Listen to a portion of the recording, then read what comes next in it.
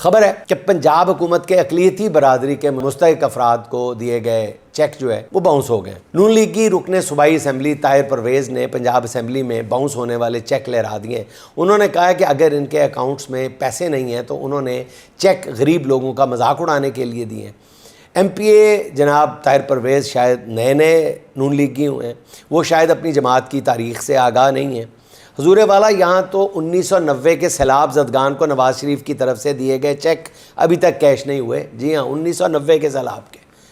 मरियम नवाज़ साहिबा बेचारी तो अभी कल हुकूमत में आई हैं, उनको थोड़ा बहुत तो मार्जिन देना। मुझे पूरा यकीन है कि मरियम नवाज़ के दौर में किसी न किसी वक्त ये चेक ज़रूर कैश हो जाएंगे। पंजाब का सालाना बजट 5000 अरब रुपए से ज़्यादा है, इनमें 1 या 2 करोड़ के चेक बाउंस हो भी गए हैं तो उसे नज़रअंदाज कर दें।